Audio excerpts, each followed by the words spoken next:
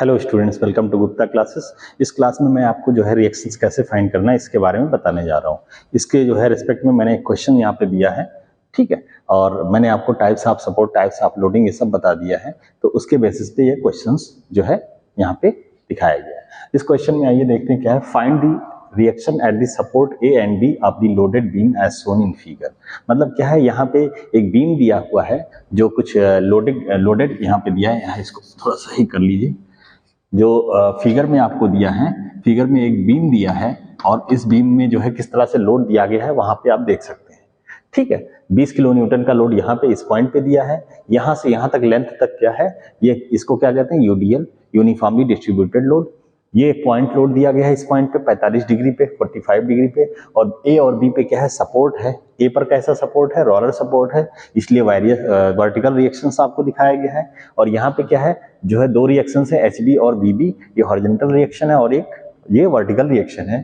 तो यहाँ पे कौन सा सपोर्ट होगा, ये जो है ये पिन ज्वाइंट है, पिन सपोर्ट है या पिन ज्वाइंट है, या इसी को हम कहते हैं, इसी को हम पिन ज्वाइंट भी कहते हैं।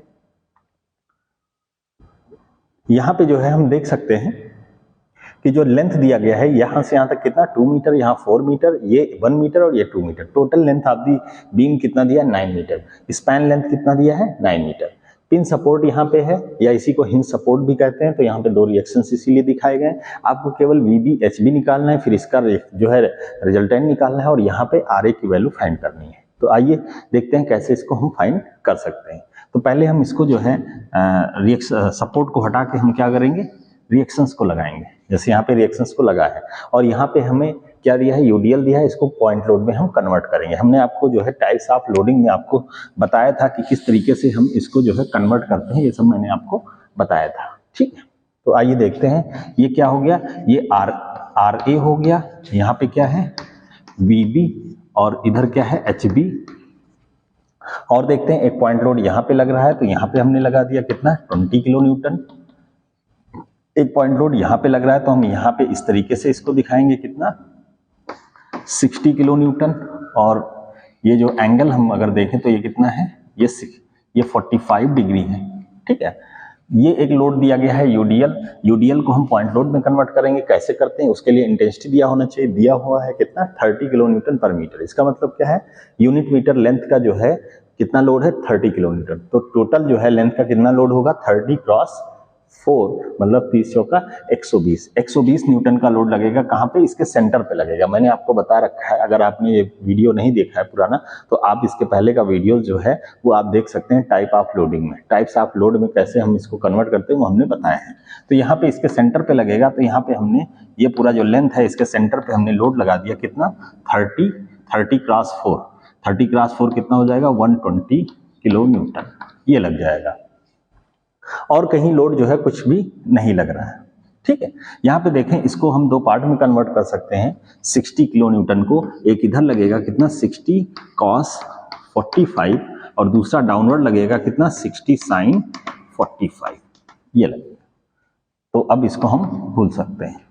अब हम जो है देखेंगे कि जो है इसमें इक्विलिब्रियम कंडीशन अप्लाई करेंगे। ये कैसा फोर्स सिस्टम है, ये आपका नॉन कंकरेंट फोर्स सिस्टम है। इसके लिए मैंने आपको 3 कंडीशन बता रखे हैं, ठीक है। पहला कंडीशन जो है आपको सिग्मा एफ एक्स 0, दूसरा सिग्मा एफ वाई 0, और तीसरा जो है sigma movement at any point on this beam is equal to 0। ये आपको करना है। तो कौन सा कंडीशन पहले लगाना है, आप कोई भी लगा सकते हैं पहले।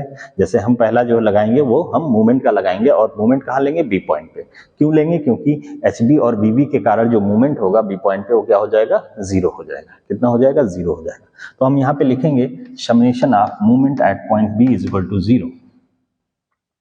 इसका क्या मतलब होता है, clockwise movement is equal to anti clockwise movement, तभी जो है ये 0 होगा, ठीक है। अब यहाँ पे आप खड़े हैं, देखिए मूवमेंट कौन कौन सा आ रहा है, किसके कारण। तो एक जो है इसके कारण आएगा, कैसा, क्लॉकवाइज। क्यों, क्योंकि आप यहाँ पे खड़े होइए तो ये फोर्स आपको राइट हैंड साइड में घुमाएगा, ठीक है, क्लॉकवाइज घुमाएगा।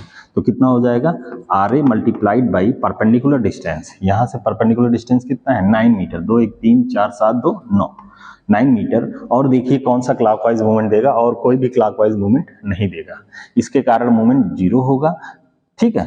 एक क्लॉकवाइज मूवमेंट आपका केवल इसके कारण आएगा, ठीक है, is equal to total anti clockwise movement कैसे आएगा, ये आएगा आपका जो है इस फोर्स के कारण कितना आएगा, force multiplied by perpendicular distance, यहाँ से यहाँ तक का डिस्टेंस कितना है 415,527 कितना है 7 प्लस और एंटी क्लॉकवाइज 120 भी आएगा, 120 मल्टीप्लाइड बाई यहाँ से यहाँ तक का डिस्टेंस ये कितना है, देखिए ध्यान से 2 1 3 और इसका आधा कितना 5 3 2 5, ठीक है, 1 2 हो गया, तीसरा क्या है, एक ये लोड है, इसके कारण ये कितना है 60 plus 60 sine 45 degree multiplied by इसका जो है डिस्टेंस अगर देखें तो ये कितना है 2 मीटर, कितना है 2 मीटर। तो ये हम कर लेंगे। अब इसको हम कैलकुलेट करें तो हमारा जो आंसर होगा आर ए की वैल्यू कैलकुलेटर से कैलकुलेट करेंगे 20 cross 7 plus 120 cross 5 plus 60 multiplied by 2 cross sine 45 is equal to 824 divided by 9, ये कितना हो गया 91.6। आर ए की वैल्यू 91.6 किलो न्यूटन आ गया, आर ए की वैल्यू 91.6 किलो न्यूटन आ गया। अब हम जो है दूसरा कंडीशन लगाएंगे। दूसरा कंडीशन कैसे लगाएंगे, दूसरा कंडीशन जो है इसको इरेज कर देते हैं। दूसरा जो सेकंड कंडीशन क्या है, अब हम जो है सेकंड कंडीशन में क्या करेंगे, वर्टिकल फोर्सेस, मतलब दूसरा कंडीशन क्या है sigma F Y is equal to 0, मतलब all upward forces is equal to all downward forces. Upward forces देखेंगे कौन कौन सा लग रहा है, R A plus V B, देखिए आर ए और वी बी लग रहा है, तो यहाँ पे लिखेंगे R A plus V B is equal to downward force कौन कौन सा लग रहा है 20 120 और एक है 60 साइन, कौन सा है 60 साइन 45, कितना है R A plus V B is equal to 20 plus 120 plus 20 120 और ये कितना है, ये कितना है बच्चों 60 साइन 45, 60 साइन 45, ठीक है। ये अब इसको हम वैल्यूज को रख दें, आर ए की वैल्यू यहाँ पे रख दें तो V B is equal to कितना हो जाएगा, वी बी हो जाएगा ये कितना हो जाएगा 140 plus 60 sine 45 minus R A की वैल्यू कितना है 91.6। इसको कैलकुलेट करें तो V B is equal to कितना हो जाएगा, यहाँ से देख सकते हैं वी बी आपका हो जाएगा 140 plus 60 sine 45 minus 91.6 is equal to 90.82, ये आ गया किलो न्यूटन। एक ये आंसर आ गया और एक आर ए आ गया। अब आपको और कौन सा बचा है, एच बी बचा है, क्या बचा है एच बी। तो इस केस में हम जो है एक और हमारे पास रिलेशन है सिग्मा एफ एक्स, जो इसका मतलब क्या है राइट हैंड जितने forces equal to left hand. तो राइट हैंड कितने लग रहे हैं देखिए ध्यान से, इस डायरेक्शन में फोर्स देखिए 60 cos 45 और इस डायरेक्शन में एच बी लग रहा है, तो हम लिख सकते हैं 60 cos 45 is equal to H B. तो एच बी कितना हो जाएगा, एच बी हो जाएगा 60 cos 45 60 cos 45 ये हो जाएगा 42.42, ये आ गया। ये हमने बच्चों सारे रिएक्शंस हमने फाइंड कर लिए। अब हमें निकालना है यहाँ पे नेट रिएक्शन। बी पॉइंट पे देखिए दो रिएक्शन है एच बी और बी बी, तो इसका रिजल्टेंट रिएक्शन क्या होगा, आर बी होगा। तो आर बी हम निकाल सकते हैं, R B is equal to square root H B square plus V B square.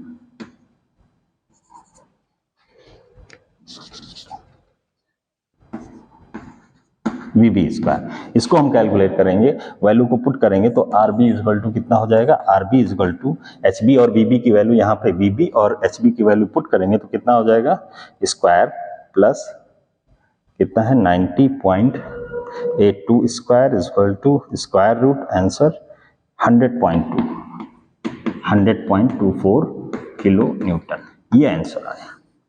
तो ए पॉइंट पे जो नेट रिएक्शन है वो कितना है 91.6 किलो न्यूटन और बी पॉइंट पे नेट रिएक्शन कितना है 100.24। तो आई थिंक आपको ये क्वेश्चंस क्लियर हो गया होगा। इस क्वेश्चंस को सॉल्व करते समय आपको ये ध्यान रखना है कि कहाँ पे जो है रिएक्शन लग रहा है, कितने डिस्टेंस पे लग रहा है और यहाँ पे जो यूडीएल है उसको पॉइंट लोड में हम कन्वर्ट करके कहाँ पे लगाएंगे ये ध्यान रखना है।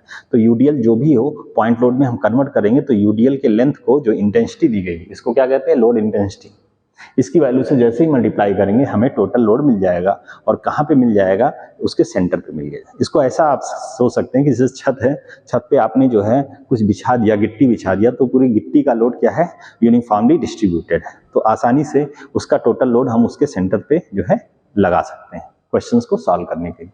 आई थिंक आपको ये क्वेश्चन समझ में आ गया होगा और आपको जो है इसका सोल्यूशन भी समझ में आ गया होगा। अगर नहीं आया तो आप कमेंट बॉक्स में लिख सकते हैं, मैं दोबारा आपको बता दूंगा। Thank you very much.